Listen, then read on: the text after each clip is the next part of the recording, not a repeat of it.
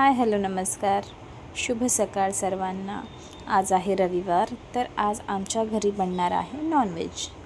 तर मी नॉनव्हेजमध्ये मटण बनवणार आहे.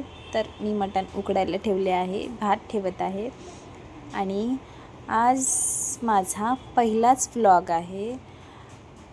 काहीतरी वेगळं करावं म्हणून मी आज यूट्यूब चॅनल ओपन केले आहे माझे. तर सर्वांनी माझ्या चॅनलला प्लीज सबस्क्राईब करा, आवडलं तर लाईक करा आणि शेअर करा.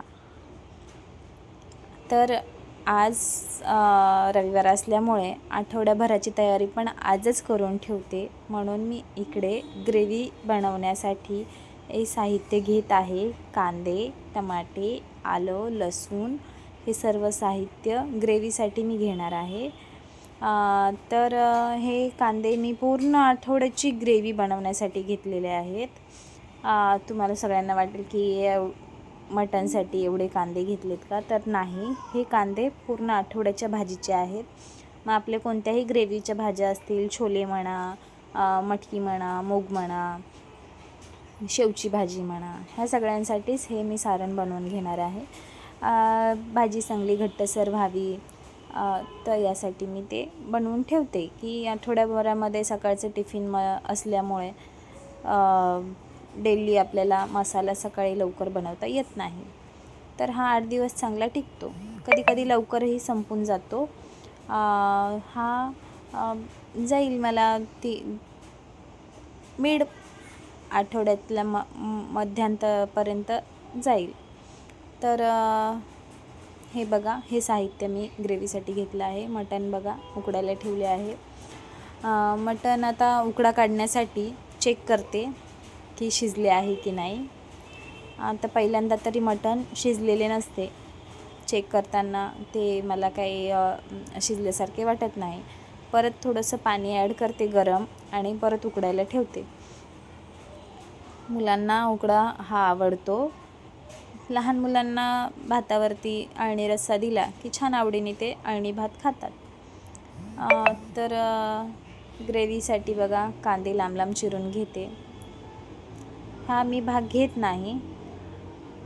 हा कांद्याचा भाग थोडा, माझी मम्मी म्हणते की हा भाग खाल्ल्याने सर्दी कफ वगैरे होतो, म्हणून हा भाग मी काढून टाकते.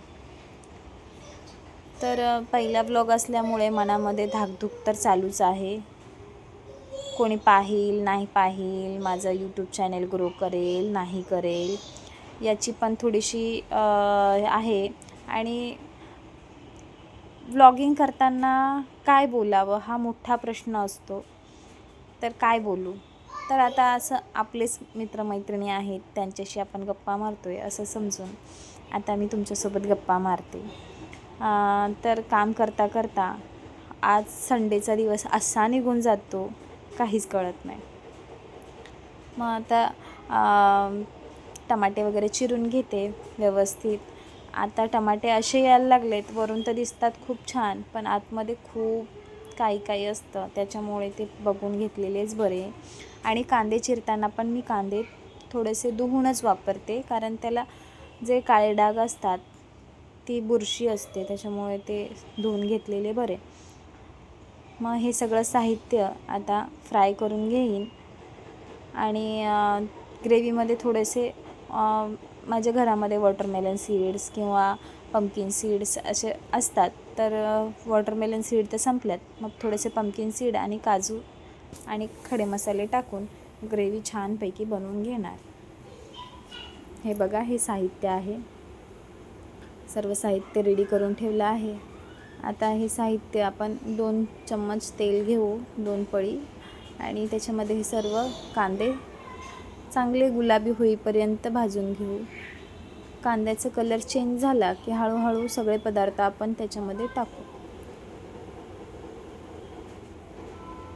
हा बघा, आता कांदे चांगले थोडेसे रंग चेंज झाले आहेत, नरम झाले आहेत. तर आपण वॉटरमेलन सीड पंपकिन सीड होत्या, काजू, त्याच्यानंतर टमाटे, खडे मसाले, आलं, हे सगळं टाकून त्याला चांगलं शिजवून थंड करून आपण वाटून घेणार आहोत. बाईचं जीवन हे फक्त किचनमध्येच जातं. हे पूर्वापार जे म्हणत आलेत, चूल मूल, ते रूल माझ्यावरती लागू होतात. काहीच करत नाही, घरात बसून असते, काय करणार. म्हणून आज म्हणलं चला घर बसल्या काहीतरी उद्योगधंदे करूया. मग हे बॅटरनी चांगल्या प्रकारे वाटून घेऊन याची थोडंसं ग्रेव्ही मी ह्याच्यामध्ये यूज करणार. वाटताना याच्यामध्ये पाणी मिक्स करत नाही, सारखं त्याला थोडंसं मिक्स करून ते मी वाटून घेते. पाणी ॲड केल्यावरती टिकण्याची शक्यता कमी असते बॅटर. मग ते तसंच वाटून घेतलेलं बरं. तर बघा छानपैकी बॅटर तयार झालं आहे ग्रेव्हीचं. हे मटण पण चांगलं शिजलं आहे. आता ह्याचा उकडा मुलांसाठी काढून घेते आणि नंतर मग ग्रेव्हीची तयारी करते, म्हणजे मटणाला तडका मारते. आलं लसूण पेस्ट आणि नंतर लाल तिखट टाकून ग्रेव्ही टाकणार. आता वाटून घेतलेली आपण बघा एकच पळी घेतली आहे आणि चांगलं तेल सुटेपर्यंत भाजून मग नंतर मटण टाकणार. पाणी उकळून घेतलं आहे बाजूला. थोडंसंच मटण आणलं होतं कारण आम्हाला संध्याकाळी बाहेर जायचं होतं. मग हे आमचं एका टायमाचं जेवण बनत आहे.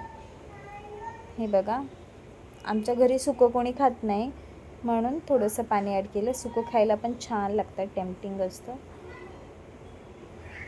कसं दिसतंय? छान दिसतंय ना? छानच झालं होतं. मग नंतर भाकरी करून घेते. भाजी झाली, भात झाला.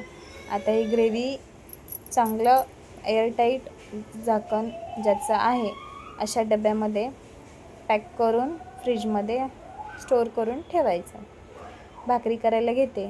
एकदाच मी 3-4 भाकरींचं पीठ मळून घेते, सेपरेट मळत नाही. अशाने मलाही थोडंसं बरं वाटतं. भाकरी करायला थोडा उशीरच होत होता.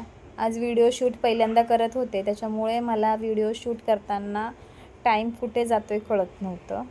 मग थोडा उशीर झाल्यामुळे मुलांना भूक लागली. मग माझे मिस्टर जरा मुलांना भरवण्यासाठी प्लेट वगैरे घेण्यासाठी किचनमध्ये आले होते.